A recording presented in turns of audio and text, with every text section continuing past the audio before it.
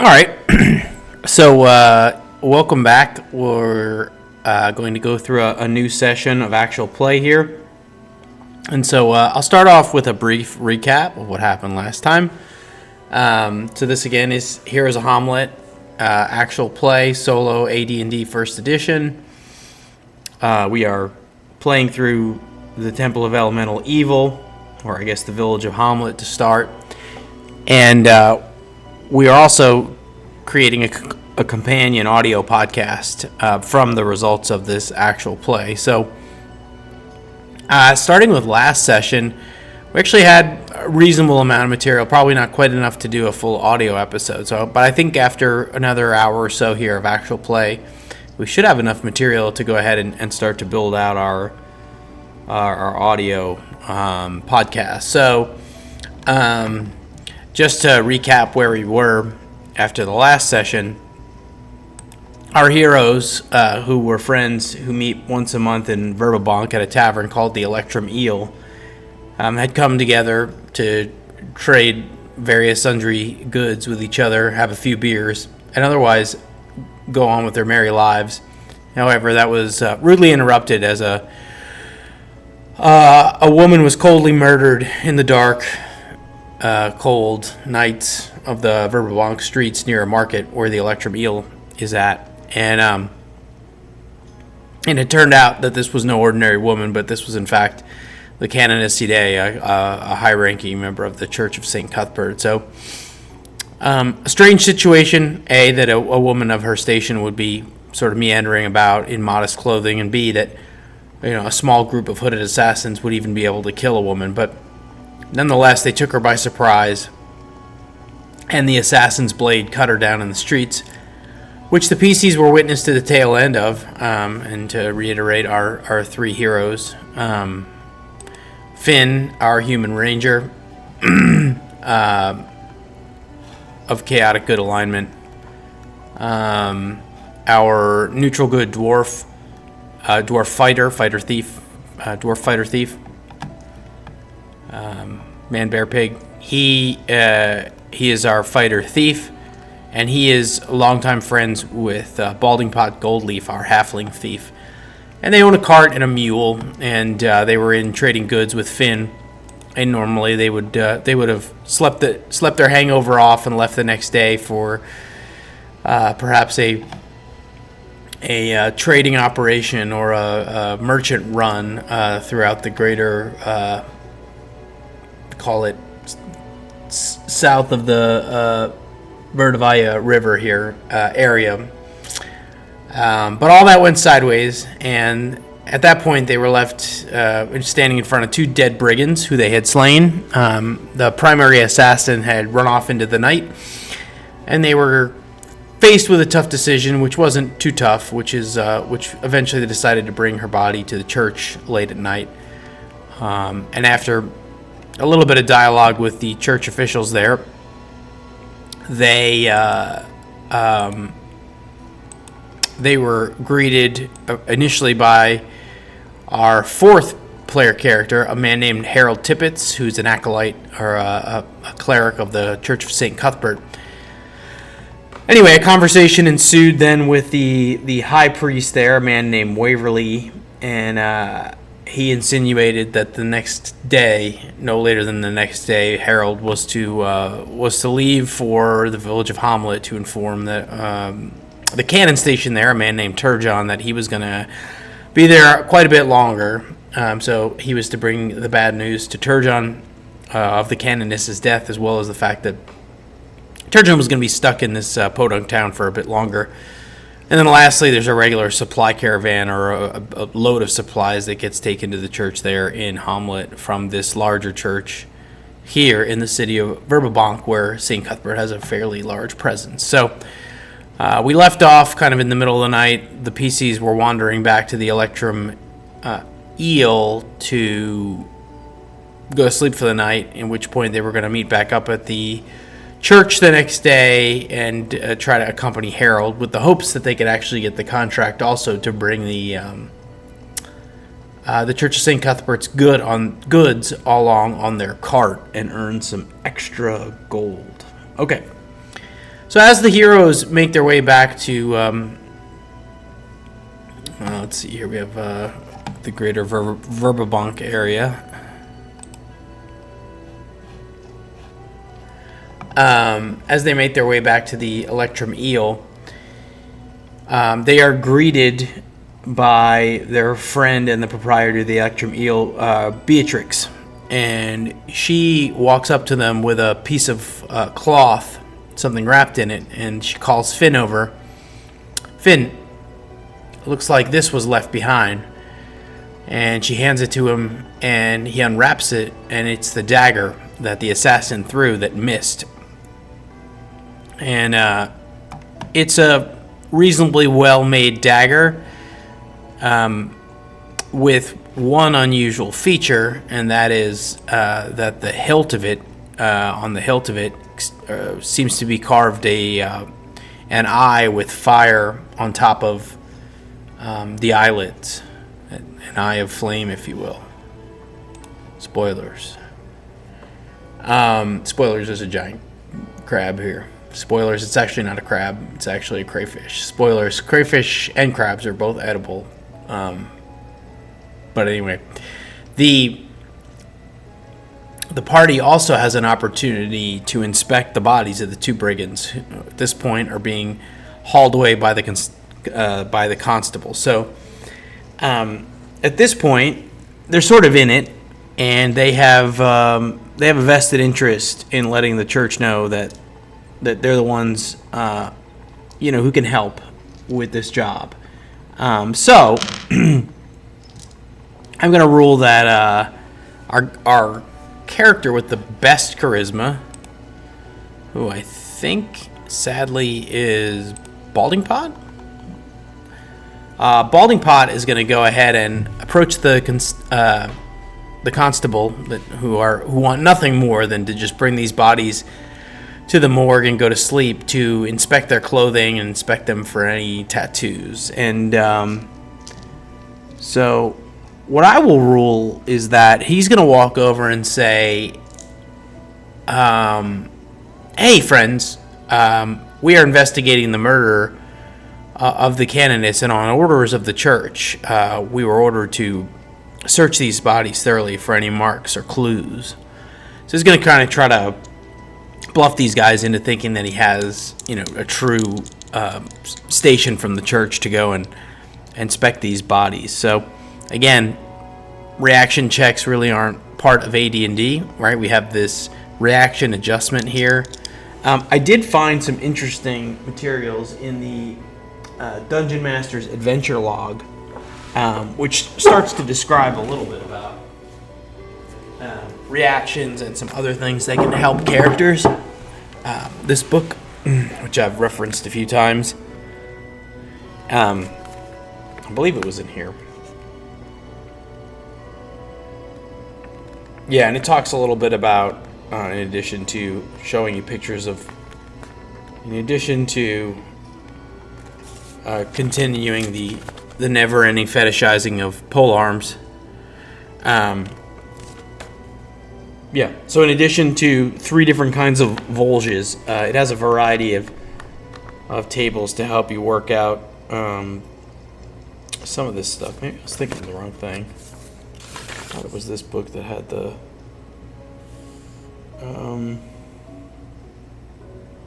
Yeah, so anyway, it is percentile based, so we'll go ahead and see if we get anything other than the most miserable roll, which we don't. We get a 55. Plus his 5% is 60. That's pretty decent. I'll rule that he tips them each a gold. There's 2 constables there to thank them for their time. It's not a bribe. It's not bribery. He didn't pay them to do a thing. He's just paying them to thank them. He's going to give them each a gold, which ironically is just gold he stole from the bodies that he's about to inspect. But and he's going to go ahead and inspect these bodies. I don't really need to roll for this, but yeah, in fact, he is going to find that that these 2 brigands have a notable on the back of their, we'll say on the back of their wrist, flaming eye tattoo. So, Yeah, so that's an interesting clue. So they go ahead and note that, and then they're going to go ahead and rest for the night. So a couple things in AD&D. One would be the natural healing, right? So you know, how many hit points do you naturally heal in a given day? It took a little while to dig around and actually find the text for this.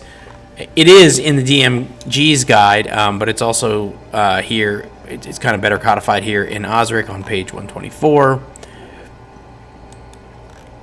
You can see it's a little different. Page 124.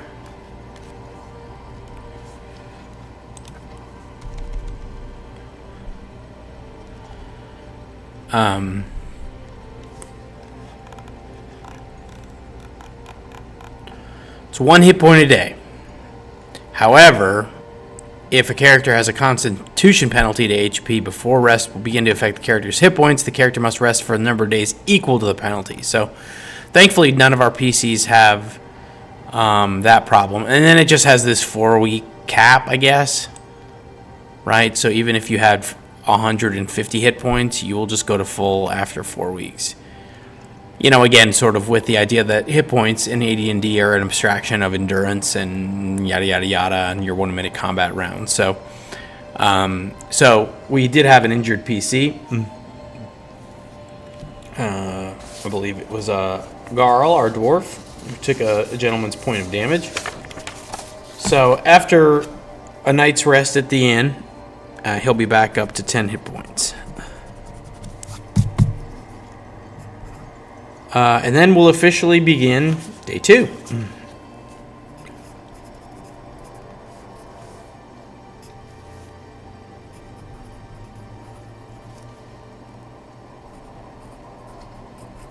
All right. So the first thing that the PCs are going to do when there's a few things that will need to happen. The first thing is that our cleric will need to wake up, do his morning duties, but he will also have a chance to pray for several spells. So we're going to take a minute here and just talk a little bit about AD&D spells, which hasn't come up because our other 3 characters obviously aren't spellcasters. So in AD&D, it's Vancian magic, much like every other version of Dungeons and Dragons. So these spells will sit in Harold's brain. He will pray for them. They will be downloaded into his brain on a jazz drive, and then once he casts them, they will be erased for the day. At which point he will be unable to ask his god for any favors, and then he'll have to rememorize them on the next day. And just like all other versions of D&D, in AD&D, you can memorize the same spell 3 times. You can memorize 1 of each spell, 2 and 1, as long as they fit within a level. And you may be asking yourself, man, DM Ned Leeds, 3 spells at first level? Are you playing 5th edition? What a deal. Well, that's because he has a wisdom bonus. And so in AD&D, you get bonus spells as a cleric based on a high wisdom. So you can see wisdom 16 here. He gets 2 bonus spells at the point at which he can cast spells of that level. So he's got 2 bonus first, 2 bonus second. Which means the moment that he gets high enough in level to cast second level spells, which I think is 3rd, he'll just immediately be able to memorize 2 more. So that's why, in ancient CompuServe forums, you will see argued that in 1st edition AD&D, the cleric is, again, assuming you're going to have a good wisdom, that the cleric is the best character class. Okay, which brings us to our next conundrum, which is that really, in 1st edition, we'll go ahead and look at the first level cleric spells. Go ahead and look here. Here are the spell tables, and I looked, and these were pretty much unchanged from from Osric. I don't think they added or removed any spells. So all those are 36. Let's go to page 42 here. Yeah, just in terms of like were spells brought in some kind of supplement or whatever, and I didn't see that. Yeah, this PDF program is my favorite thing in the world. Let's see here. So 42, page 41 should get us. Oh boy. All right, so page 36. You can see here that the spells are the same. Oh, God, have mercy on my soul. You got 12 first level spells. And then here you've got 12. Bless through Sanctuary. Bless through Sanctuary. So it looks like, there was pretty much no alteration to this. So, couple ways that we can do this as a solo experiment. Think about if you were a player and you were playing Herald, and the intention was on this day that you're waking up, is that your high priest has informed you that you're about to throw your backpack on and walk all the way to fuck to Hommlet, which is a couple 3-4 days walk here. And so that's what you would be thinking that, you'd be preparing for. So what would the player do here, right? The other thing is that these spells, these level 1 spells, all have different casting times. So some of them, for example, are very combat friendly because they take little time to cast in combat. Others are exploratory. You may know that during this morning you're going to be interrogating a prisoner, so you want to be able to detect evil. Or this morning you're going to be, going into the squalid poor section of Verbobank to help the poor. You might get purify food and drink, right? Just go make some spoiled meat good again and make somebody's day as they can make a hamburger or whatever. So in this case, he knows he's going sort of on the road. He's going to explore. So, I think it makes sense that he would potentially pray for some spells that would help him on his expedition. All right. Now, herein lies the problem with really all older versions of D&D prior to 3rd edition. There's one spell on this list that is infinitely better than all the other ones by a margin, a wide margin, and that is the spell Cure Light Wounds.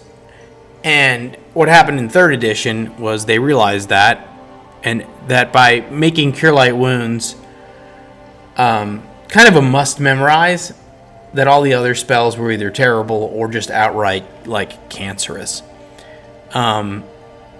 And some of them are just bad on their own, but almost all of them are bad in comparison to Cure Light Wounds. Cure Light Wounds is essentially going to extend the life of your character, especially when they're first level, by almost double.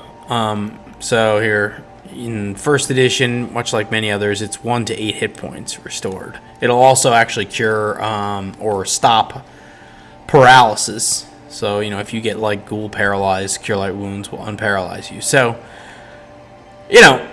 it's pretty difficult to justify memorizing anything other than 3 Cure Light Wound spells, especially because he also knows that he's going to be hitting the road potentially with 3 other folks. So, how do you solve this? Well, you can do rules as written. If we do rules as written, it's going to be pretty boring. I'm probably just going to memorize 3 Cure Light Wound spells, okay? The other option is to say that any spell, and this is the 3X rule, any spell can be transformed into Cure Light Wounds on the fly. I think that's probably a little too lenient. So what I'm considering, anyway, just to make the choice real, I think I'm going to go with, and it is 5 segments. So while it's not perfect, right? 5 segments is fairly long, versus, let's say, Command, which is a 1-segment spell. But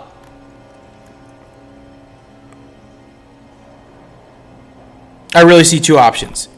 Memorize max cure light wounds or allow spontaneous conversion into cure light wounds. So I think splitting the difference here could be something like make a wisdom check in order to spontaneously convert your spell, right? So that could be a happy medium. So I think that's what I'm going to roll with initially. And I know, like anyone wanting to see rules as written agony, I guess of the 5 people watching, you'll be sorely disappointed. And you're also probably saying, well, the cleric's fucking insane anyway, so you're just giving him him or her like a benefit to a class that's already just the best class. You know, what the hell's wrong with you? Again, I'm trying to introduce like some meaningful choice because we're trying to produce a narrative podcast from this. And there's a lot of other cool spells on here that, while not as powerful as Cure Light Wounds, are at least interesting. So, after all that, I have decided that he is going to memorize Bless, which is not a good spell. He is going to memorize Protection from Evil. He's concerned about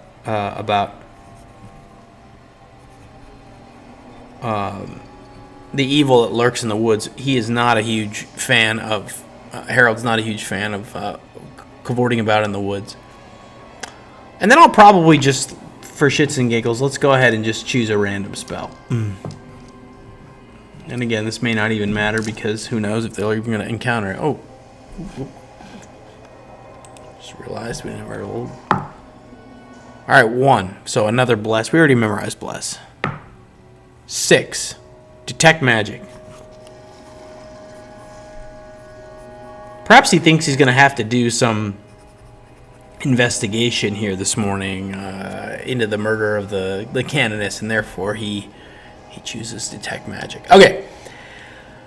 So, we've got his spells. The party goes and meets up at the church as agreed upon. And at this point, I think Balding Pot is going to try to convince Harold that he should tell the high priest that they should be responsible. At this point, they've brought their mule, they've brought their cart, and they are these they are really, you know, like a very small local merchant house. So he's going to try to convince him to let them take the let them take the cart over. So I'll make another reaction roll. So another 55. Rounded up is 60. It's pretty good. So I'm going to rule that our cleric is convinced that it's a good idea. Plus, you know, just thinking in terms of the motivation, right? Harold's a cleric of St. Cuthbert, and he's really looking to impress. Well, two things. He just wants to do the right thing. That's his character motivation. And 2, he does want to impress the high priest here, right? So he's going to convince the high priest that these guys should be the ones to take the load onto their cart and bring it to Hommlet. And I think in the prior session we said that this paid 50 gold, which is a pretty good haul to bring those goods. And then I think the high priest also thinks, all right, well, this is a pretty good opportunity. We've got Harold going along with these folks.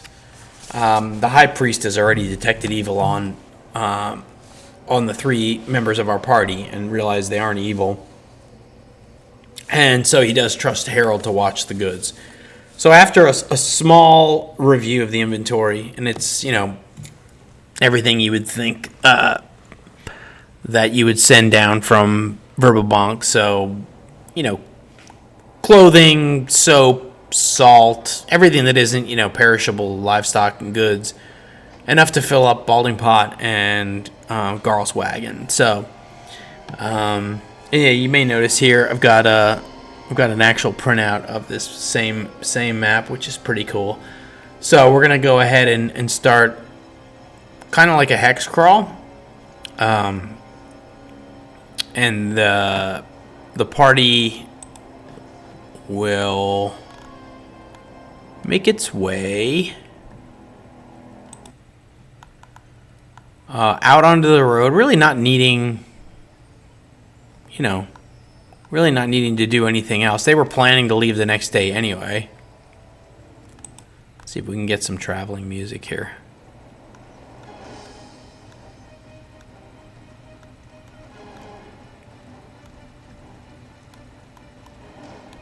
All right, so they get out on the road.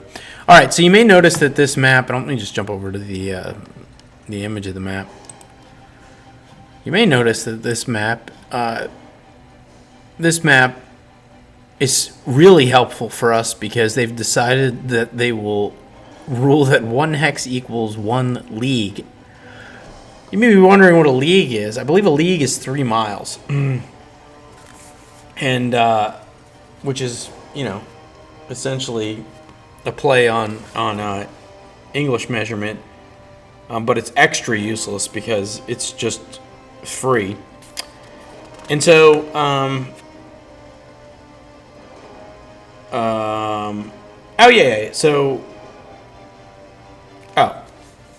it was right. So page 2 of the of this book, we have our reaction table. Again, a percentage based one, which roughly follows the BX 2d6. So anyway, this book's awesome. It has great summary tables of all kinds of use in terms of like random encounters, surprise, avoiding encounters, fleeing, encounter distance, all that stuff. It also has outstanding shorthand tables for movement in miles per day. So if we go to page...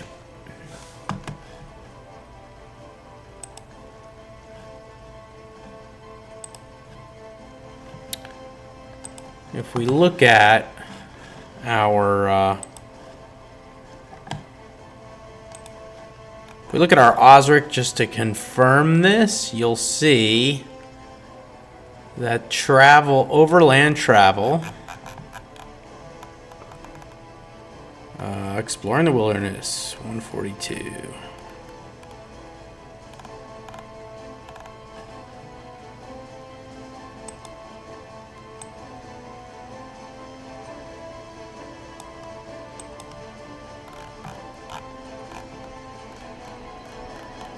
You'll see here that it has a series of steps, and in terms of resolving your travel day, so you have weather, you have navigation in terms of like whether or not the party will become lost. There's a wandering monster check. If you have an encounter, you resolve it. You can or you don't have to camp, but if you don't camp, bad things happen. Rules as written, you're going to get a second wandering monster check, and then you just repeat that essentially every day. So,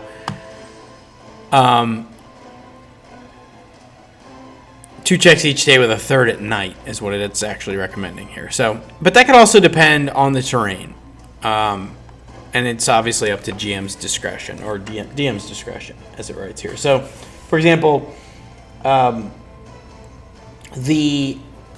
the adventure, the Dungeon Master's Adventures log actually says, moderate to sparse or patrolled, then it is a 1 in 12. Uninhabited, like wilderness, in the middle of nowhere, it's 1 in 10.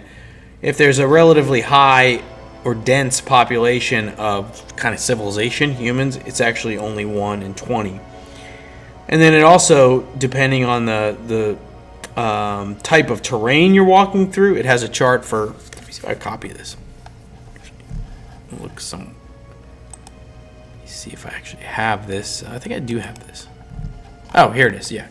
So, sorry, what I'm looking at here is this. Hopefully they have the last page here. If they do or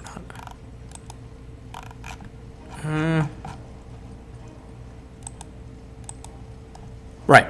So, you can see here they've got a nice summary of the chance of encounter.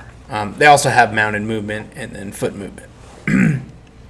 here as well. So again, this seems complicated, but it's actually going to be pretty simple. The only thing that's kind of silly is the fact that we're dealing with leagues. We're going to try to get from Verbobank to the village of Hommlet with our cart. So we are technically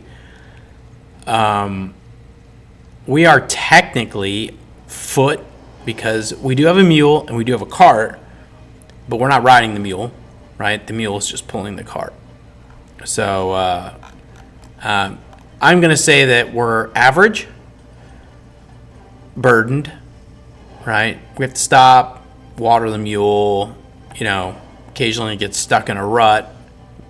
However, I'm going to say the terrain is normal because, as you can see from our map, there is a road, right? So there is a general road that cuts east and south through the Cron Hills down to Hommlet from Verbobank. And it's a reasonably well-traveled road. All three of the PCs would be familiar with it, even if they're not imminently familiar with Hommlet. So certainly our ranger, although he does a lot of work north of the river and far to the east, in the Cron Hills, which is to the west, he would certainly know about it. So we're going to start our hex crawl, and we're going to use these rules to determine any random encounters. So first thing we need to really look at here is how many hexes are we actually moving per day, right? So we're saying we're average burden, and we are normal. Our terrain is normal, so that would give us 20 here, average 20. And 20 divided by 3, we'll just call it a gentleman's 7, 21, okay? So we can move about 7 hexes in a day, okay? And then also, what we know is that we are checking for encounters at some point according to this matrix here, okay? And the normal, which is the there are rules for getting lost. I'm gonna rule we're on a road. We're not gonna get lost. If for some reason we flee into the woods, we can cross that bridge when we get to it. But back to the chance of encounters, the chance of an encounter, as you can see, goes way up depending on essentially the kind of terrain you're in. So if you're in some kind of like deep forest, it is telling you that you should be checking 6 times a day, which is fucking insane to me, but I guess the forests of the AD&D world are a dark and foreboding place. You can see mountains is the most sparse, so you would only check twice a day. I think in general we're going to do 3 times a day because, again, too many random encounters isn't necessarily interesting for anybody. So, let me see if I can get our actually get our cool looking map here to lay flat, and we can actually get a little die to represent our cart, and we can begin to move and have a real hex crawl.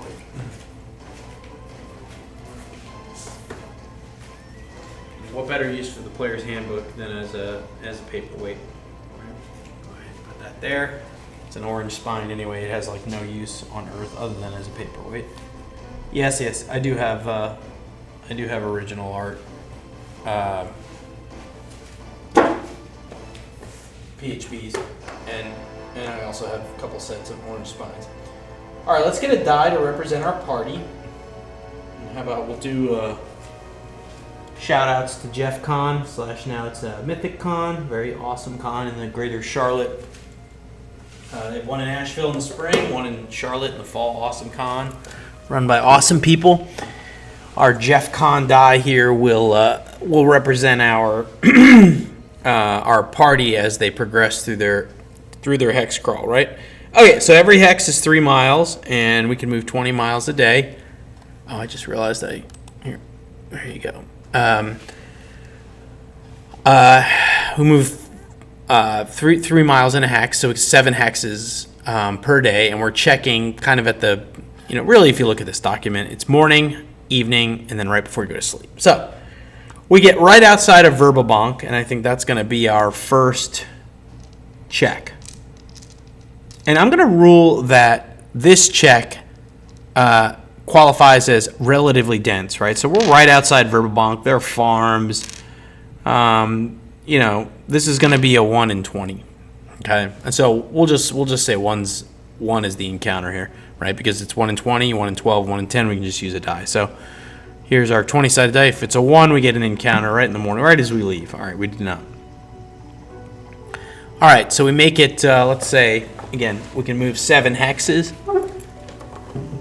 in a day.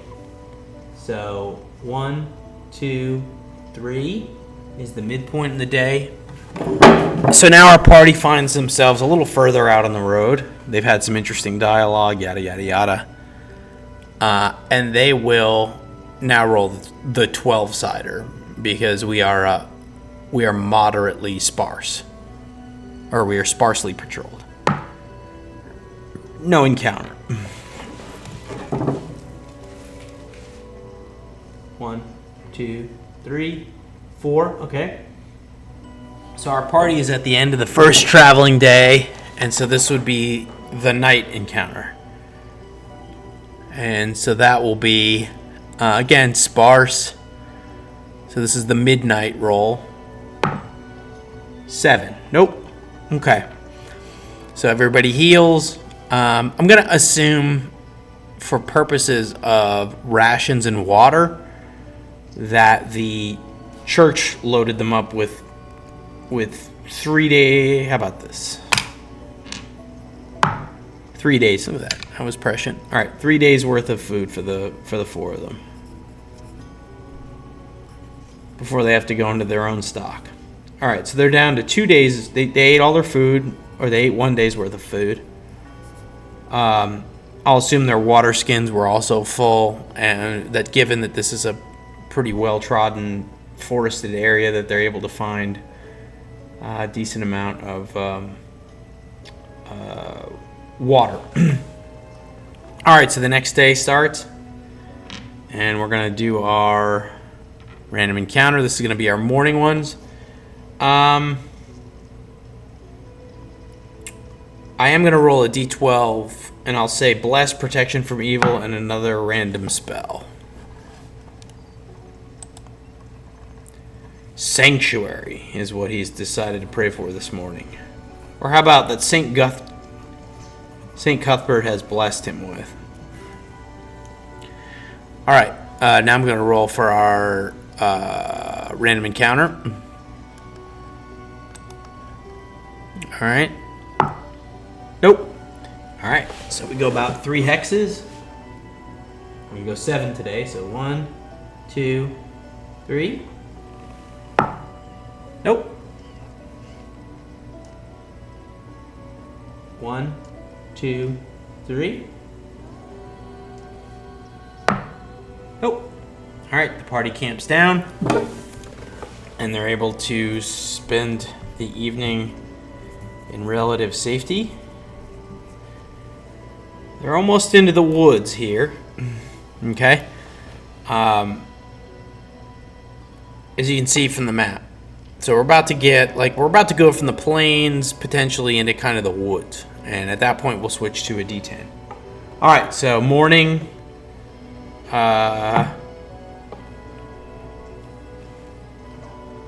His spell. Yeah, so that last spell will swap out. Yeah, I'll say it's getting cold. He decided to memorize resist cold. He was cold last night. Harold's got some shrinkage. Resist cold. All right, so actually, just to keep track of things, we're starting. We had day 2. We had day 3. We are now starting day 4. All right, day 4. First wandering monster check.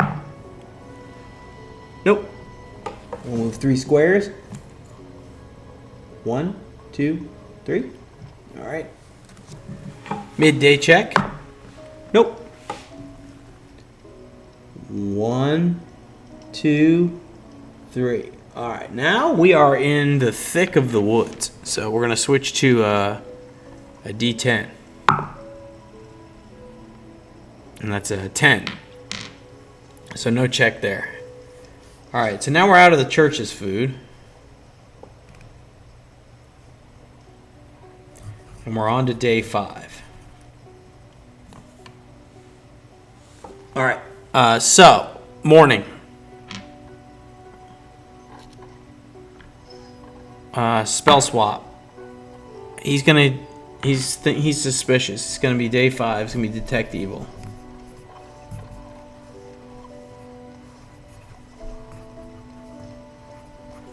Let me make sure I actually did this right. So day 1. 1, 2, 3. Day 2. Day 3. Day 4. Oh, plus the first day. Yes, that's correct. It's day 5. All right. So detect evil, and then we're gonna go ahead and roll our wandering monster check here as we wake up in the morning in the woods. So D10. 10 again. 1, 2, 3. Midday. Nope. 1, 2, 3. Midnight. Nope. All right. So now we'll have to actually eat into our own rations. And each character had some rations.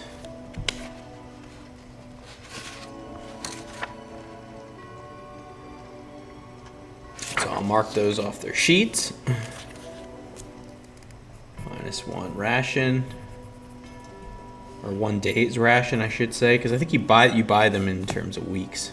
All right, so we're gonna wake up. Nope. 3. Nope. All right, we arrive in the village of Hommlet. Okay. So that was a lot of wandering monster checks for us to end up with stone nothing. So maybe it's actually all pretty balanced. However,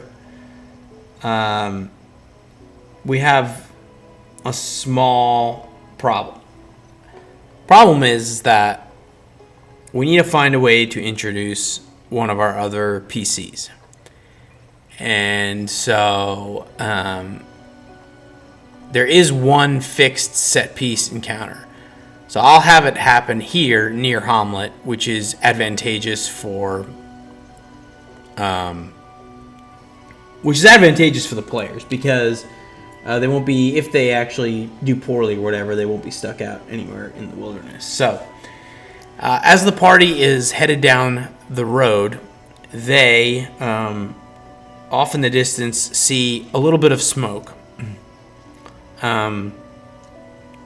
And this encounter will be, let's look at our chart here.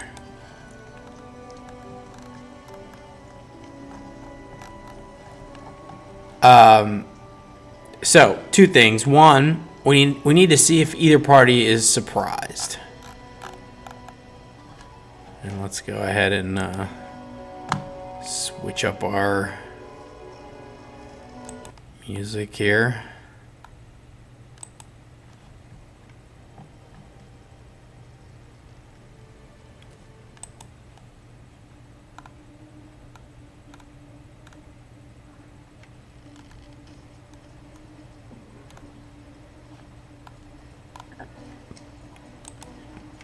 All right. Good guys, blue. Bad guys, red. 1 or 2, you're surprised.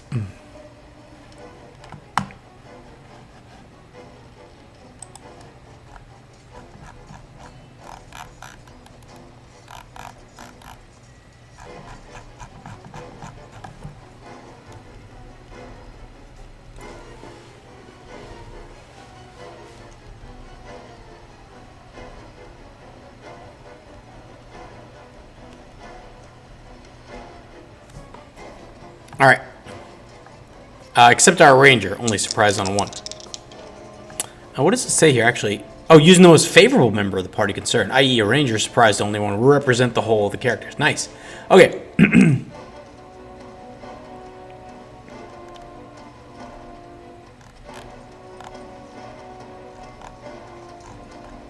Okay, so blue, 1 were surprised. Nope. Ooh, they're surprised. All right, pretty good. So in this case, we would say that the difference here is the surprise die difference here is 3. So if they would suffer. There are 3 segments, lost segments, in which we would surprise them, and they have this little this little guy down here. Just since this is an exercise in learning AD&D. So here's your surprise fucking wall of random numbers. Okay, so in this case, we rolled a 4 and they rolled a 1. So the monster's die was a 1 and our die was a 3 to 6, which means the monster is surprised. Then you need to go the opposite direction and figure out the difference between the two. So in this case, the difference is 3, which is very beneficial for us. Lost segments for the surprised party would be 3, right? Okay, so that would mean a few things. One, it just generally means that we're going to get to either close. We get a free round to do whatever we want. The reason the segments actually make a difference is because, if we look at day 5 here, if we look at what our cleric happened to memorize, if there was a spell that took more than 3 segments for him to cast, that spell would bleed into the first round, right? But a spell like, just to use an example, a spell like command would. So we're not in combat, okay? We're getting this surprise round. Here's a great example of how this would work. Okay, bless. Let's just say we sneak up on these guys, okay? It says a blessing will affect only those not already engaged in melee combat, okay? So, but it says casting time 1 whole round, right? Which means that we're going to get 3 segments to start casting this, and there are 10 segments in the round. Which means that this spell isn't going to finish going off until segment 3 of the first round. Make sense? Clear as mud? Clear as fucking cement? Okay. So, in the surprise round, Harold immediately... So first of all, here's what they see. They see some horses as well as some stripped down humanoids who are bound and gagged and have bags over their head, canvas bags over their head. And they are cloaked. They look like men with these, we can only assume, prisoners. And they're slightly off to the side of the road. And the party can make out, it looks like maybe they're repairing the wheel of a caravan cart or something. But they're pulled off to the side briefly, and there's a little bit of smoke where they've started making a fire, and we are, let's see, how far out are we here? We'll say Hommlet is here, so we'll say 3, we're about 6 miles, 2 leagues outside of Hommlet. Okay, north of Hommlet. So we're so close. Harold sees this, recognizes this either as a kidnapping or something most foul. And he can't sneak past this. These are people who are imprisoned against their will, and that will not stand. Okay, so What are other folks going to do with this surprise round? Well, first, let's figure out the distance. So the distance will dictate whether or not they're going to be able to use missile attacks. Okay? So, we're going to do encounter distance here. When encounters occur, the distance between these parties are concerned, the concerned parties will be 5 inches to 10 inches. And again, those are just feet. So just in terms of feet. So if you look at the character sheets, I translated everything to feet. Okay? So 1 inch is 10 feet. So this would be 50 feet to 100 feet. Okay?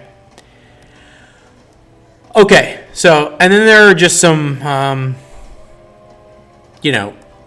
so we did have surprise. So if either or both parties are surprised, the distance must either be 1 to 3 inches or it must be less as determined. So let's just say then that it's 10 to 30 feet. I'll say, 10 to 30 feet. It's got to be more than 10 feet, though. We're outdoors. So I think it translates to yards.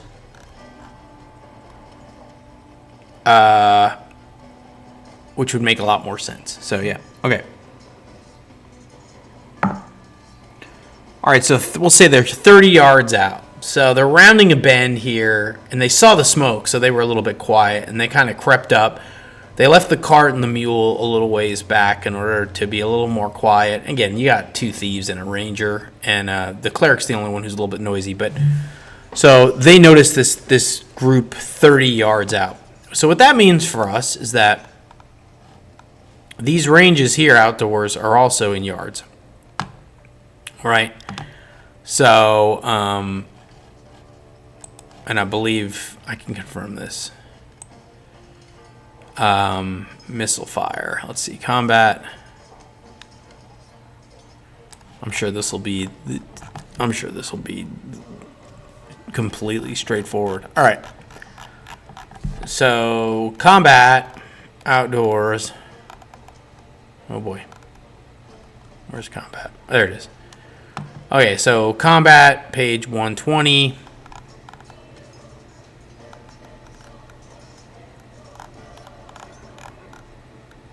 Okay.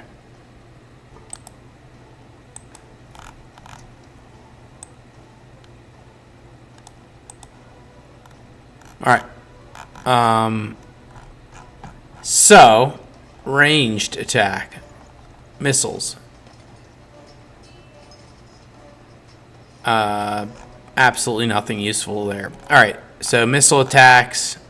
I don't know why I think this is yards instead of feet. Just having English units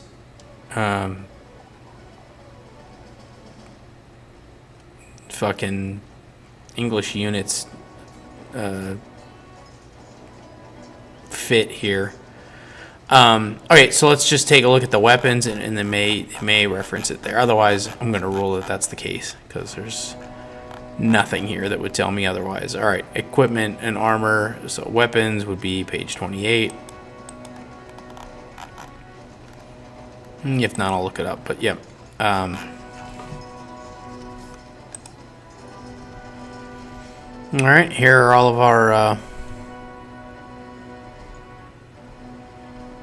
Here's all of our equipment. And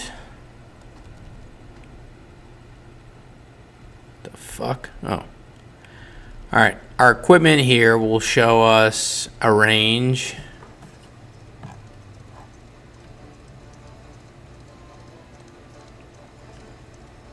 Yep. So it's in feet. But I believe outdoors it's in yards. Okay. That's what I'm going to rule for now. If I'm wrong, I will correct it in future episodes. But the idea was that in a dungeon you can't arc your fire. Makes sense. Okay.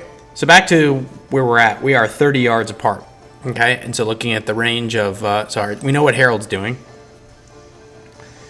All right, so in the surprise round, So day 5 we had an encounter, which was a planned encounter. Scripted encounter?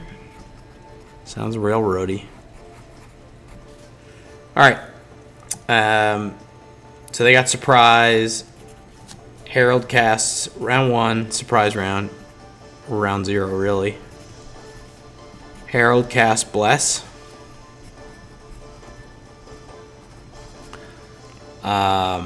Finn. At this point, these guys look like slavers. I mean, these guys look like assholes. And they're pretty much convinced by the cloaks, by these prisoners, at least anywhere in this civilized area, they're not bearing any kind of heraldry. I'll even rule that there's just like, they're just like beating these prisoners and kicking them and laughing about it as they try to repair this wagon wheel and they have a cook fire going. So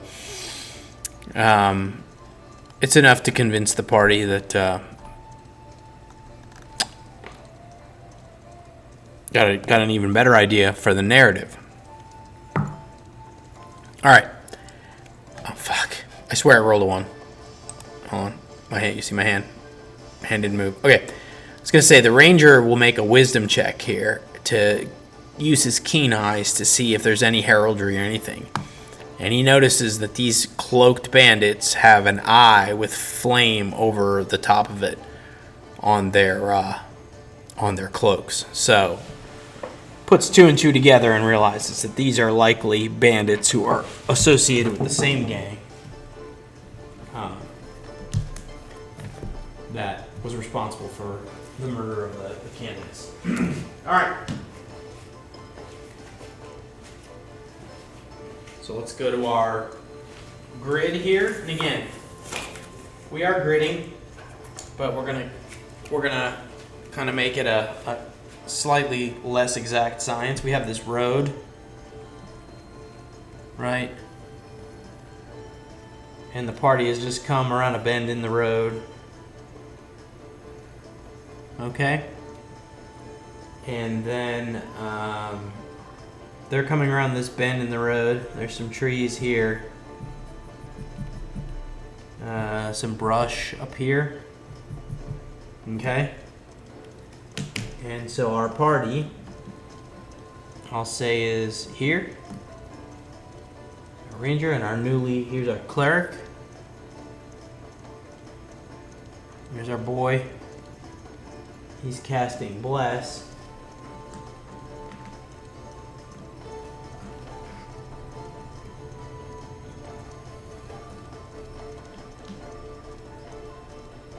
And then down here we have a number of these guys. And they're off to the side of the road. And so we are 5, 10, or these are all 5 foot squares. So 5, 10, 15, 20, 25, 30, 35, 40, 45, 50. How many feet in a yard?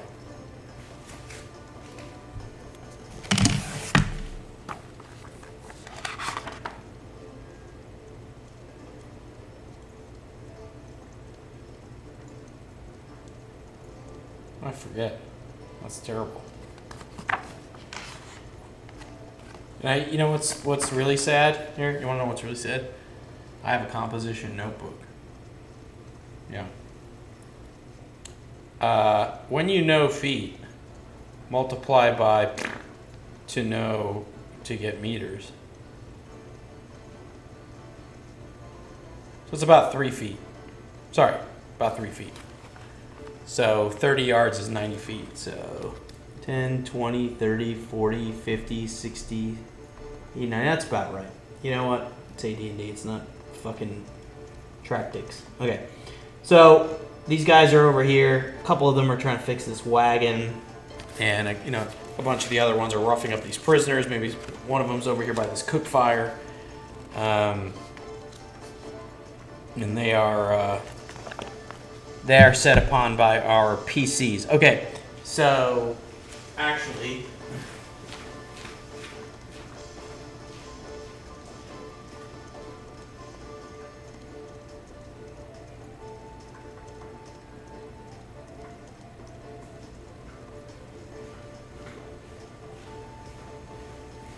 because it'll matter a little bit for cover here, we're going to rule that the caravan is on the road.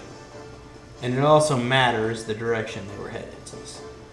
So the wagon is here. Sorry if you can see this wagon. Nice. This fucking sweet ass fucking wagon. Okay. So this is the wagon that they were repairing. And it's being pulled by 2 horses. And there's a guy working on the wheel over here, along with this guy. The rest of these guys are just yucking it up, beating on these prisoners, and just being assholes. Okay, and then I'll just rule that our prisoners are kind of over here, laying down in the muck. Got two prisoners. All right, so let's get into our.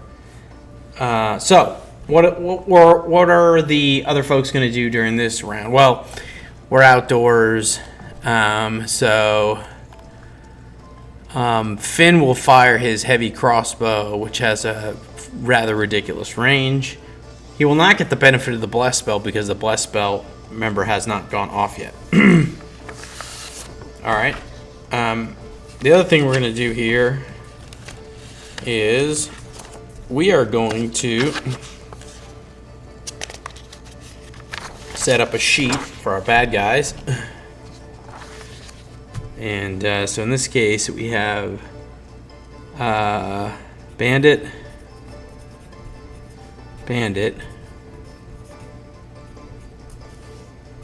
thief 2, and then a fighter 2. 1, 1, 2 of 2d6 for the thieves, and the fighter will get 2d10. He could be a problem.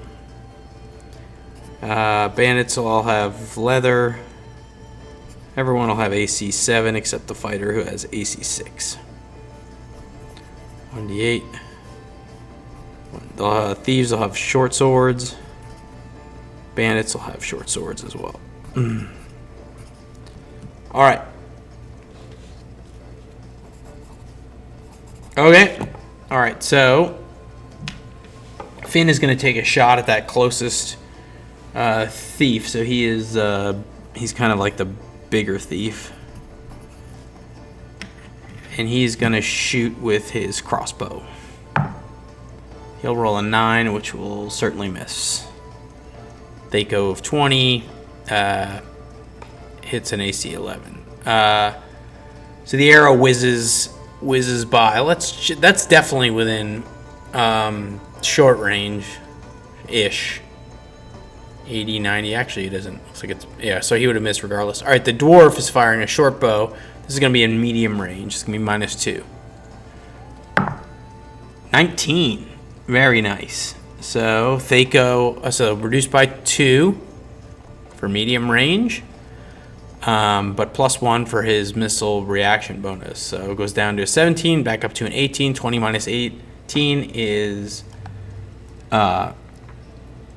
hits AC 2. All right, let's see how much damage does. Shortbow does 1d6. 5. Okay, well we're gonna have to roll then for that thief's hit points. He's a level 2 thief, the big thief there. Oh my gosh, turned out he had 2 hit points, so that arrow kills him dead. Nice work, Garl. Alright, so this arrow sails over and just cacks this guy in the neck. And these two are like, what in the fucking 9 hells is going on? Alright, last to go will be Balding Pot, who spins up a sling bullet. So in this case, this will also be medium range, so -2 penalty, but +3 for being a halfling, for just being a hobbit. All right, so +3 would bring him to 14. -2 would bring him to 12. 20 minus 12 is 8, so that's a miss. Okay. Now, in the surprise round, it's not a full round. So, as I understand it, we will not get the second on our rate of fire 2 with the short bow. I if that makes sense. Which it probably doesn't. Because nobody understands anything I'm talking about right now. Except there's like 7 people. They don't actually have access to the internet who actually know how to play AD&D correctly. Yeah, and they're dialing up to AOL right now, complaining about, the glaciers moving. Okay. So that's our... I just realized you can't really see them. They're off to the right here, so I'm just going to be a cheaty pants here and move them up a little bit so that you can actually see them on the camera. All right, there we go. Okay, so that was our surprise round, and this spell is waiting. Okay, so let's now start round 2. So Big Thief is dead. He got an arrow right to the face. All right. So round 2 was our surprise round. Finn miss. Garl hit kill.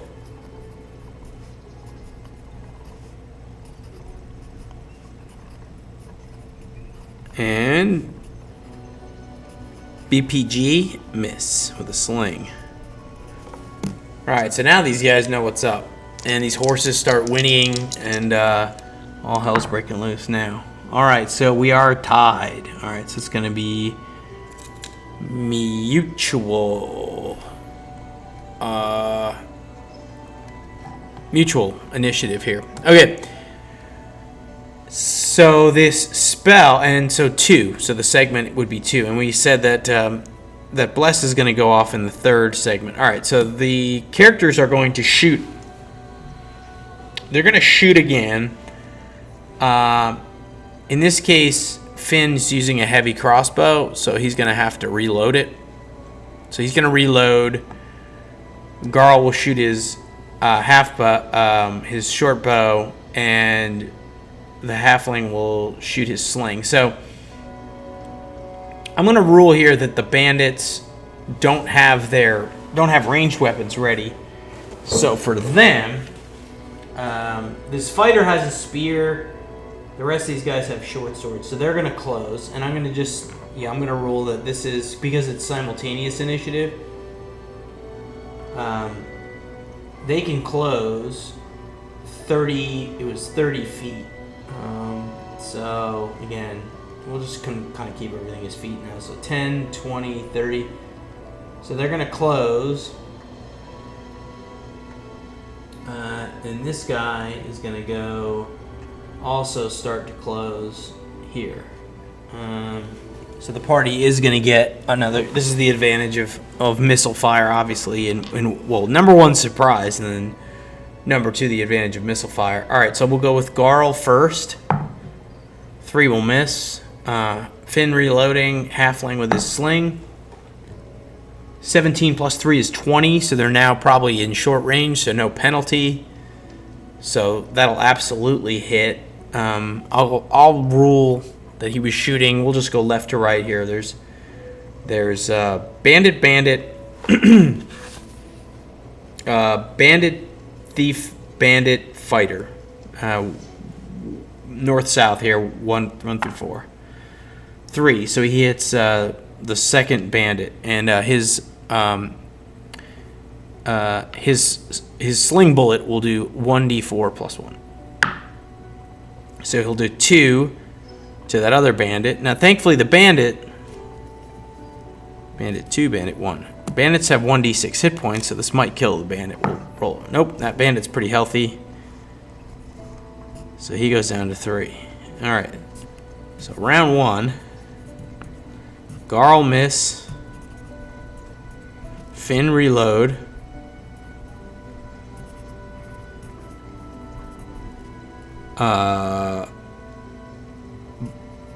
Balding pot BPG hit bandit 2 for 4 or for 2, sorry. Okay.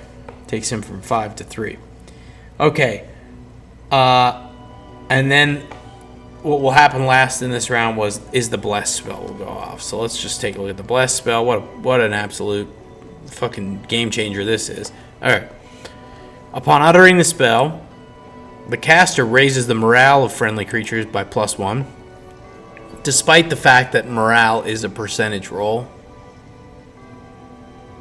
Awesome. Furthermore, it raises their 2-hit, air quotes, dice rolls by 1. A blessing, however, we're not already in melee combat, so that worked okay.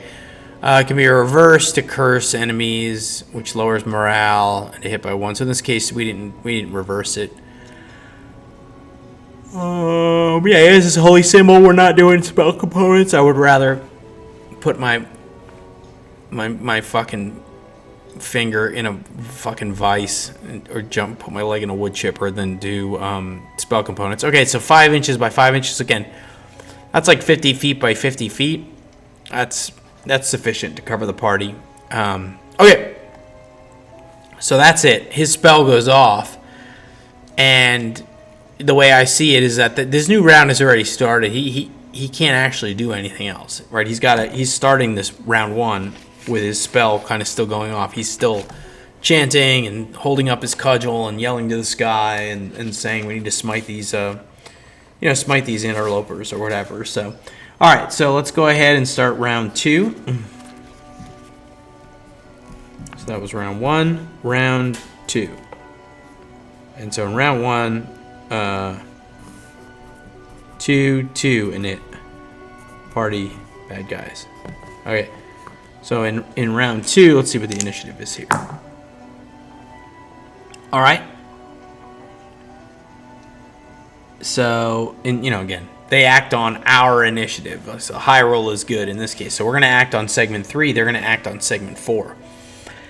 I think that the party, given that they have missile advantage here, would just continue to pepper these assholes with missiles. Perhaps, again, Harold being sort of a novice cleric, right? He's got protection from evil. He's got bless. Would he blow his proverbial wad here, in terms of just frantically casting all the spells he knows about? I could see it. All right. So, he's got to assume these guys are evil. They're beating people and enslaving them. Fuck it. He's going to cast protection from evil. He's screaming to St. Cuthbert. All right. So, that is going to take 4 segments. So, the party's going on segment 3, which means this spell will finish up on segment 7. Now, if they had missile fire, they shot him, they might be able to disrupt his spell. But in this case, he's pretty lucky. So, Herald, protection from evil. In that, yeah. Again, his comrades are in front of him. Even if this fighter decides to throw his spear, it would be unlikely that he'd probably throw it at the dwarf who just fucking murdered his fraternity brother here. So, all right. So that's what Harold's gonna do. Finn he's got this arrow that he knocked in his crossbow last turn, so he's gonna go ahead and fire. So he's got a 13 with no bonuses. So I'm gonna rule again 1 through 4. He was shooting at the bandit, who happens to be AC 7, so that actually worked out for him. 13 would be 20 minus 13 is 7. AC 7 will hit that bandit, and that's also the bandit that Balding Pot has already hit. So heavy crossbow does 1d4 plus 1. 5. Quarrel. Finn. Hit. Bandit 2. Oh my gosh. Bandit 2. Minus 5. Kill. So Finn just absolutely lines that crossbow bolt up and just puts it right into this guy's throat. And he goes down.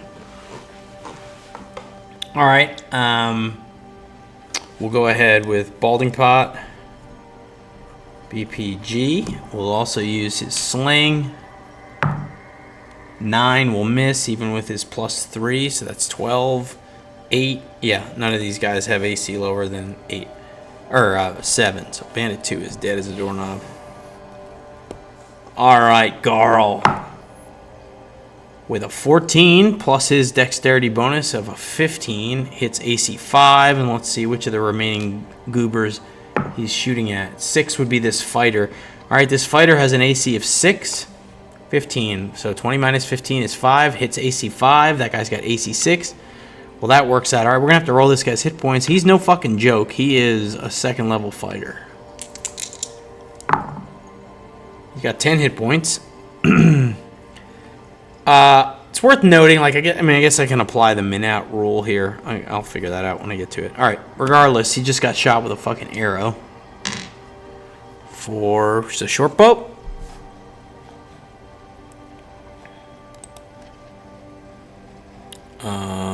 Short bow is 1d6. Oof! Ow, 5 points. So BPG miss. Garl is just stroking it. Hit. Fighter 2. 5 damage. Ouch, doesn't quite kill him. Alright. So, these two guys are going to close as their action. Before that, though, this guy's thinking about throwing this spear. Alright, so he's seen this dwarf just this dwarf and this fucking ranger just fucking up his friends. Yeah, so I'll say he's going to go ahead and throw his spear. This is before his buddies go into melee. Alright, so the fighter's Thaco is 20. Alright, 20 minus 14 is 6. So that'll hit our whole party, I believe. Does anybody have an AC better than 6? Nope. Alright, so let's see who he hit. We could have our first kill here. Party death. Okay, so I'll rule it won't be... Well, fuck it. I mean, it's a spear. No, he was definitely going to... I mean, he's definitely going to be going after the two guys who have just absolutely turned his gang into fucking pincushions. So, I'll say high-low. Low is the dwarf. High, so he's shooting at the ranger. Alright, that's pretty good for our party since the ranger's got a decent amount of health. Oh yeah, thrown spear does 1d6. Ouch. Finn eats 3. Alright, so Finn's down to 13. Fighter 2, spear throw, hit Finn for 3, minus 3. Okay. Yeah. All right, and then protection from evil goes off, which makes so all right. It's one recipient. Yeah, I don't think he's comfortable enough with his squad mates yet that he would have cast it on anybody but himself. So, so he is protected from evil. Okay, and we're gonna go to round 3. This is a bloodbath here. All right, round 3. You know, this is where initiative could be pretty bad if our guys don't win it. But man, we were just fucking hammering dicks here. Let's see, 5, 2. So yeah, party's gonna go. And so now this has become a scrum. Okay. And so this is where, like, you know, it's scrummed up. We're not concerned with movement here. You know, we're just sort of all in this 1 minute long melee scrum. Okay, so PCs go first. I'm going to rule, like, as a free action that they can draw their weapons. Again, it's a minute long round here. This isn't like 2-second rounds. So, and we got the drop by 3 segments. We have to drop by 3 segments. That's a year.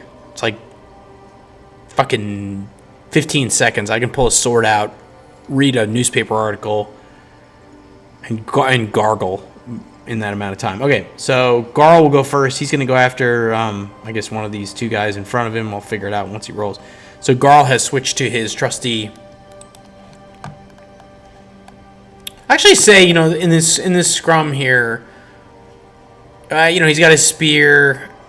Yeah, I'll say he has his spear. It's his favorite weapon. All right, so 9 will miss. Finn has dropped his crossbow, and he is pulled out his longsword. He will be fighting with his longsword. 20, even with his strength bonus, plus 1 would be a 10. It would only hit AC 10, so that's a miss. Balding Pot will pull out his short sword. Oof, he'll miss badly with a 2.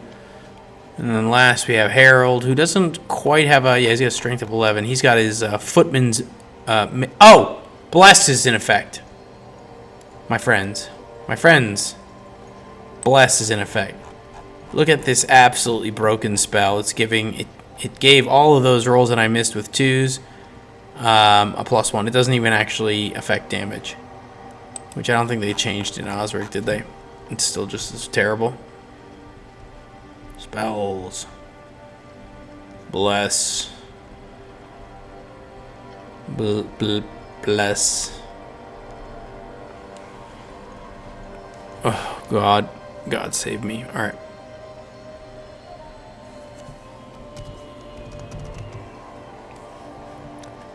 Bless. Yep. Plus 1%. Or +1 attack rolls. That's it. That is all this does. All right. But he is subject to it. And then as far as protection from evil goes, it's not actually going to help him hit anybody. Right? He's got a bonus to saving throws. They're going to be -2 to hit him. And then, genies can't go into a circle or whatever, but they'd be dead if a genie showed up anyway, or an Ifrit. Anyway, okay. Back to our boy Ronald. Harold, sorry. He's gonna go ahead and he's gonna bless. So, but 2 + 1 is 3. Okay, all right. So these guys, we've got a thief and we've got a bandit. Thakos of 20. I'll go ahead and I'll swing with the bandit. Let's see what he got here. An 8, he's gonna miss all of the party. Okay, the thief with his short sword, 17. That's probably gonna hit somebody. So let's determine who. We've got 4 possibilities here, and I'll go north-south from the dwarf to the cleric. 2. In this case, gonna be a ranger again. Swings with a short sword. 4. Only 1 damage. Very, very, very, very, very, very fortunate. Our ranger is down to 12. Okay. And that's it. That guy threw a spear. Everybody went. We are now going to go to round. Whole party missed. Round 3 was a complete fucking whiff. Misses. Oh, and I think Bless. This may be the last round of our amazing, broken, ridiculously powerful Bless spell. Oh, straight up 6 rounds. Never mind. Okay, so it went off in round 1. So 2, 3. Thief 2 hit Finn for 1. For 1. Oh, and this fighter who threw the spear last round will go ahead and move into melee. Okay. Okay, so round 4, and so we're still blessed. Hashtag blessed. Wow, these guys can't keep up with us. That's just how it is. All right, so we got 4 segments on these fucking bastards. Okay, Garl's gonna stab with his spear. An 11 is gonna miss. Finn's gonna swing with his longsword. Nat 20, that'll hit, and he is swinging at. I'll just go. Who did he hit last time? I think he hit the thief. None of those guys have been hit. Oh, the. How did the fighter get hit? He get shot on the way up. He got shot on the way up. Okay, so, high low. Oh fuck it. We'll just sort of make this. We'll just make this scrum here. We'll just go 1, 2, 3, 4, 5, 6. 1. So he swung at that bandit up there. One. Jeez Louise. Can't do anything right. Did I break my... Alright, that's 6 damage. Ooh. That is going to kill this bandit for sure. As Finn has a +1 damage adjustment. So it's 7 damage on the bandit. The other bandit. So with 1 blow, Finn... so the init this round was party.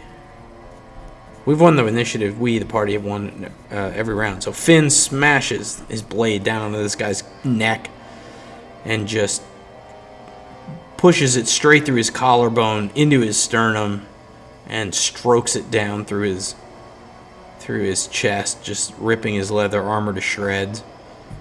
-7 to bandit kill. Alright, I thought this fight was going to be rough, but missiles kick ass. That guy's fucking dead. Alright, so Garl missed. Finn crushed that guy. Garl miss. Garl miss. Balding Pot. Golden Leaf. He will swing. 8'll miss. And then our Mighty Cleric will roll a 6. Okay. You might be asking yourself, like, should they check morale now? So more than half their number has been killed. The leader is wounded. You know, I would argue that, A, these guys are fanatical, and we'll get into that in the backstory. B, you know, this group they're fighting against has shown no mercy at all. I could argue maybe they might try to do a fighting withdrawal, but they're going to take their swings this round for sure. So the thief... misses. The fighter, who has now switched to his what kind of weapon he would have. He was fighting with a spear. Let's say he's got a blunt weapon. Let's say he's got a mace. He's got a 7 and he'll miss. Alright. Next round. Boy, oh boy. We got the initiative again. Miss. Round 5. Party initiative. We are just a machine. Garl. 12 plus the bless is 13. That'll hit an AC of 7, which the thief has. So high, low, low thief. There you go. All right, he hits the thief with his spear. And so Garl, -2 to the thief. That is our another level 2 thief, right? Okay, we have to actually roll his hit points. It's the first time he's been touched. He has a gentleman's 6 hit points, but now he's got a gentleman's 4 hit points because Garl just fucking stabbed him. Ow. Alright, so the thief's got 4 hit points, the fighter's got 5 hit points. Balding Pot, Golden Leaf. Actually, yeah, Balding Pot will go with his short sword. I wonder if there's an opportunity for him to backstab. Probably not at this point. He can't really get a flank. He misses. Finn, or the cleric will swing. So Balding Pot misses. Cleric will swing. Big old 2. Boy, this guy. He was not working in the training grounds at the Church of St. Cuthbert. He was off reading books or something. All right, last but not least, we have Finn. So Finn with 12, 13. The bless will actually hit the... We'll say he's just going to hit this fucking thief. Finish him off. Try to anyway. Oops. Gentleman's 1, so that'll be 2 damage. Thief's down to 2. Finn. Hit. Thief 2. -2 to the thief 2. Alright, so now these guys are going to go. Man, they're pretty badly injured. Thing is that fighting withdrawal for them isn't helpful. They know these guys have missile weapons. I just don't see a way where they think they're getting away. They may try, they could surrender.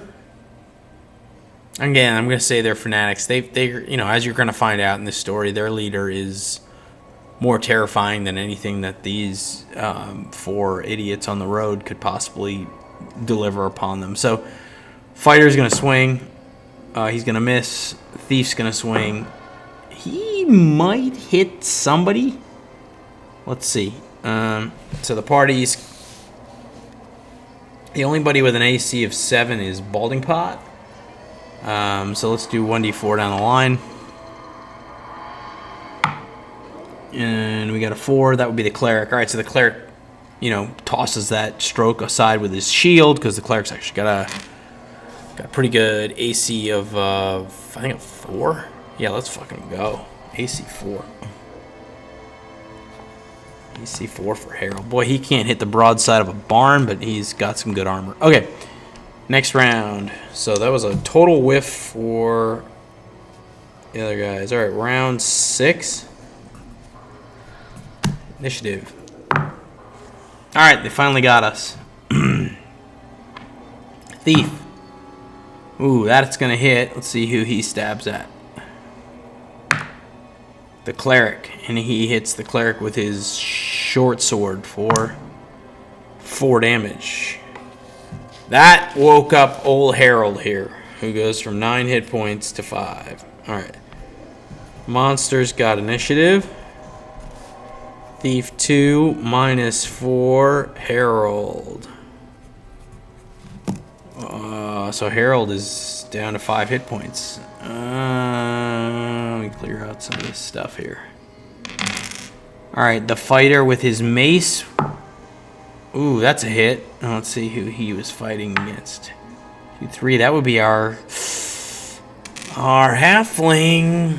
Sees the halfling in front of him. He's just annoyed. Our halfling only has 6 hit points and a mace. A mace does exactly 1d6. 4. Oh, just comes across Balding Pot's face. Hits him for 4. Alright. Fighter 2 minus 4. Balding Pot, Golden Leaf. So that is like a crushing blow from a mace. This is waking the party up for sure. Okay, that's bad, guys. Alright, cleric. Jesus Christ. 2 plus 1 is 3. Balding Pot. 4. Finn. 13, 14 will probably hit. Yeah, I'll hit both of them. So let's see. Yeah, I mean, I'll just do high low. Low would be the thief. Thief's got 2 hit points left, so he's just dead because he does at least 2 damage. All right, Garl.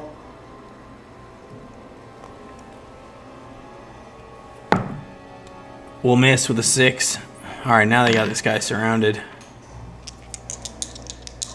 All right.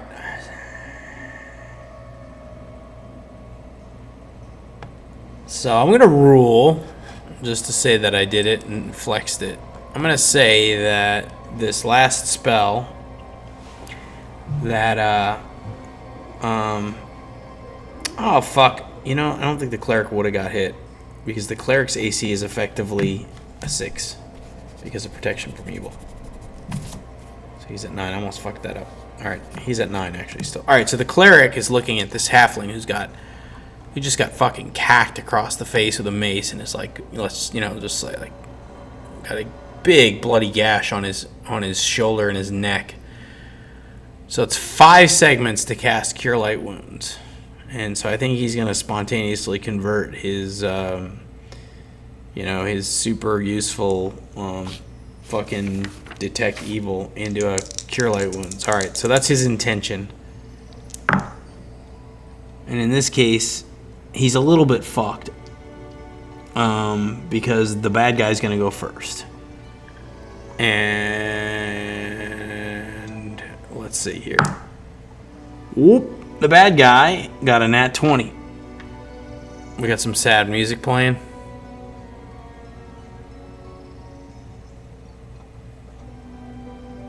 All right. Ready? We'll go clockwise from the dwarf. See who he swings at. The fucking dwarf. Alright. He's going to swing at Garl for 3. Pivotal moment there. I mean, that could have been the end of our halfling. So Garl eats 3. All right. Garl will swing back. Fuck you, dude. 14. Bang. 20 minus 14 is 6. This guy has AC 6. Actually, rule that he gets a +1 to hit because he's flanked. So yeah, he hits with his spear for 4 damage, bringing that guy to 1.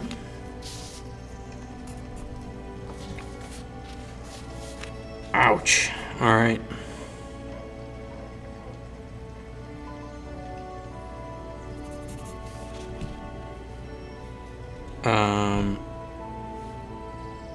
Who killed the fucking... I'll have to rewatch this. Who killed the thief last round? The thief actually didn't hit Harold.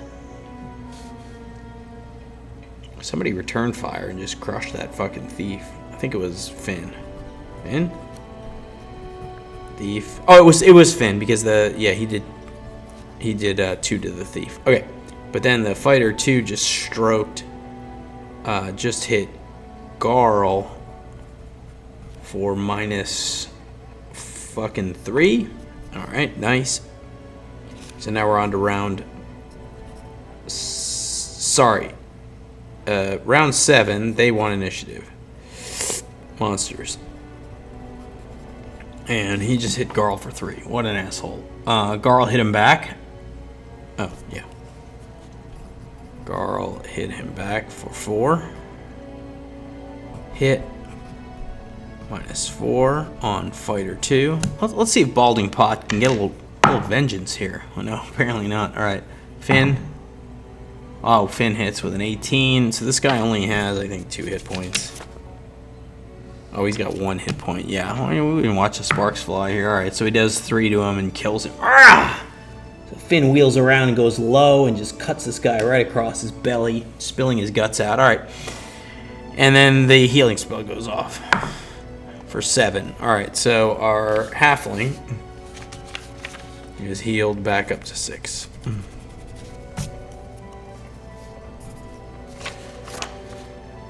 Man, all right, what a combat. Okay, so combat ends, and our party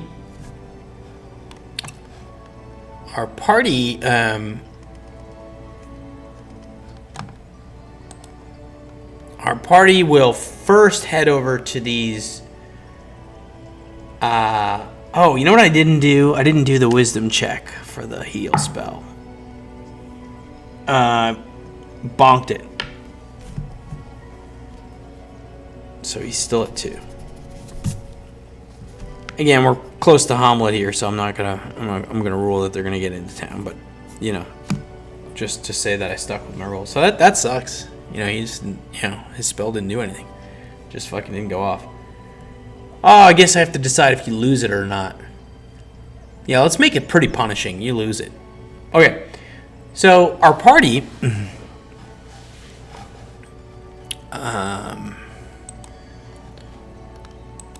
So our party heads over to these bound and gagged slaves, prisoners, whatever you want to call them, and ungags them. And actually, Finn recognizes their tattered, torn clothing, and they were the pilgrims that he saw the prior day. So in the conversation that they have, in terms of like the narrative that's going to be in the and the dialogue that's going to be in the audio drama, Finn had seen a group of pilgrims who were headed south, and a few days ago, and they were clerics, pilgrims of a god called Cord, and he recognizes these two as pilgrims from that group of Cordian pilgrims.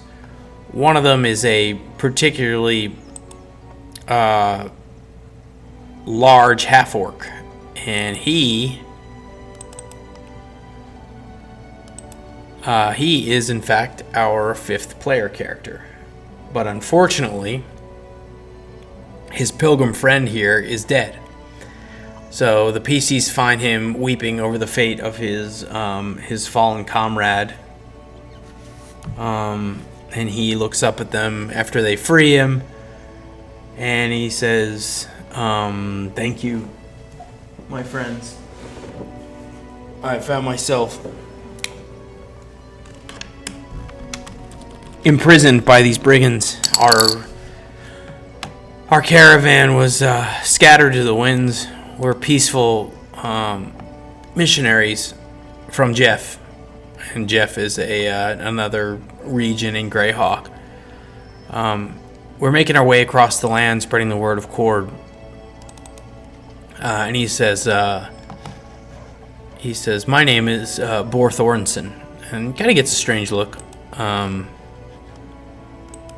the party, as he's clearly got some half-orc in him.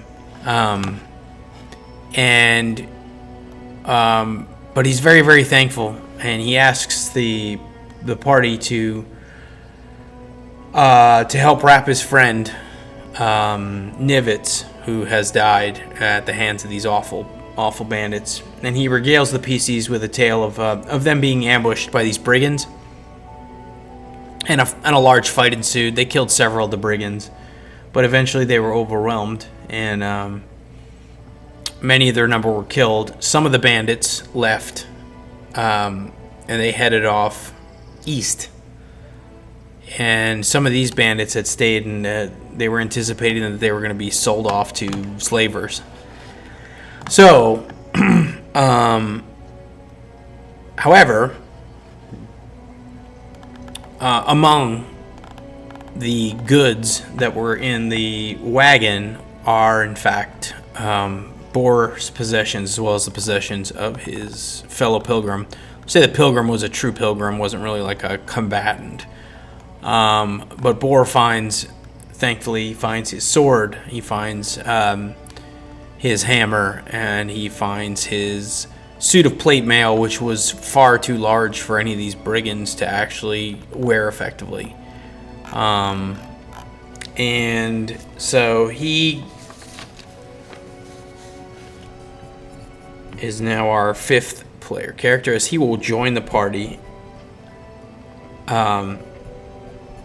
as they continue their journey to Hommlet. So, the god Cord in Greyhawk is a god of like competition, strength, battle, and athletics.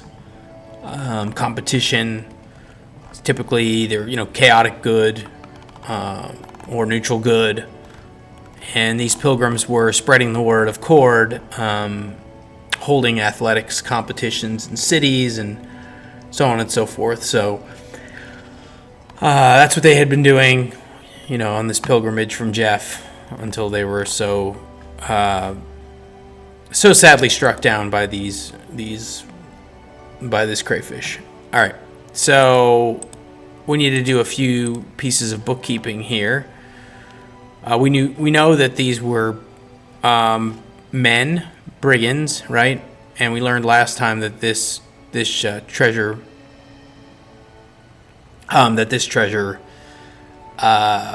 table is the law. So let's go ahead and just double check that men cause all the problems here on Earth. So we had 2 brigands. We had 2 bandits. We had 2 bandits. We had 2 thieves, 2 higher level thieves, and a fighter. Okay.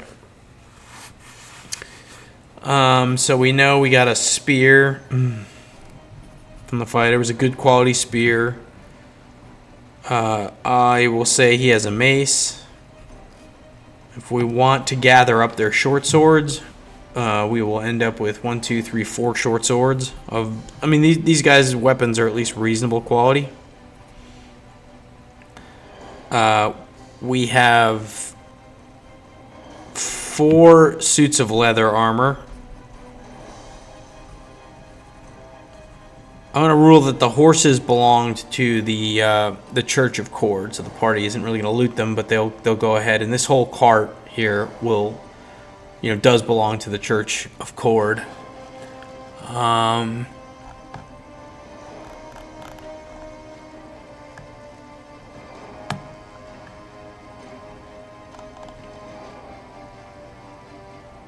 Okay, so for each level that these fighters, magic users, and clerics have attained, there's a 5% chance that they will have magical accoutrements as shown below. Roll for each yes. Reroll. All right, so this guy's a second level fighter. That being said, I'm going to rule he doesn't have any magic armor. That would be ridiculous. I will say that it's saying 5% per level. So he's level 2, so it's 10%.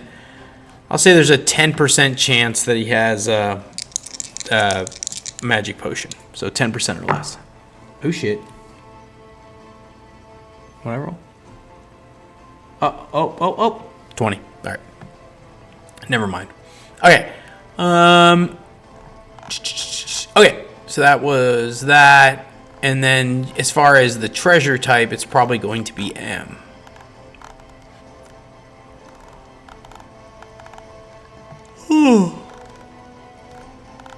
Yeah, it's going to be M.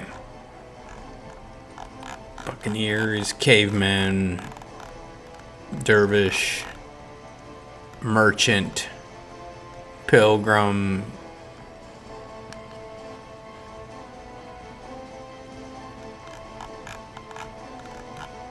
Yeah, okay, cool.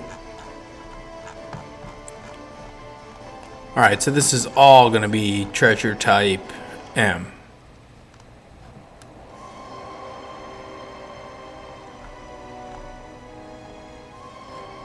And this was not their lair, obviously.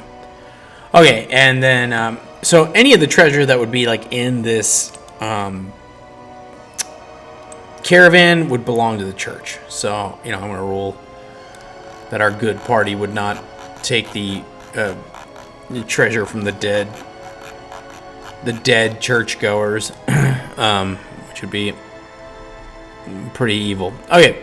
So back to good old treasure type M here. We saw that it was 2 to 8 gold piece per individual. So, these guys have been. We'll just go as 1 to 8. So, 1, 4, 7, 8, 9. That's awful. All right, so 9 gold piece between them.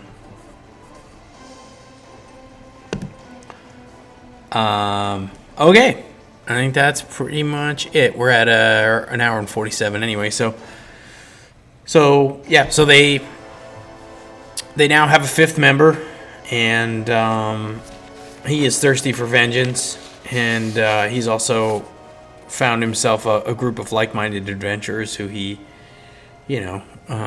certainly would get along with just in terms of their party composition. So, and I also think now we have enough material to go and do our audio portion. So we've got like 2 combats, and we've got like roleplay, combat, roleplay, little hex crawl, which, as it turned out, we actually got no random encounters. And then we got another combat and a good nice ending point for an episode where this new character sort of like comes into the fold or whatever. So, yeah, and like overall a pretty good combat, which turned out to be, moderately dangerous. That was a fixed encounter that's designed to get Boar into the party, and as it turned out, it was no joke. They ended up, winning or whatever, but could have gone either way. The whole surprise round was pretty critical, and then them having missile weapons was pretty critical. Although maybe I messed up some of the combat, I don't even know. But I'll review it and make sure that the narrative is reflective of what actually happened. So, yeah, cool. All right, well, if you're one of the 2 people watching, thank you for checking in on it. And, so good news is we have enough to make an audio drama, so I'm kind of excited to go and do a little more work on the audio side and show off my sexy voice. I'm going for like no more than about 35 minutes of audio content. So I think we've got more than enough, and there's a chance that some of it will bleed over into like the second audio or whatever. But You know, the idea here is if you're watching this, you're spoiled. So this is always going to run ahead of the audio drama. So if you're watching this, it's kind of like spoilers. And but we're almost to Hommlet. And for those of you who watch the character creation videos, you know that we are still missing one mysterious player character. Where will he come from? When will he emerge? Soon. He will join the party soon. Certainly before we get much further. So we've left Verbabonk behind. We are headed into the village of Hommlet, and we will roll up into Hommlet in the next actual play session.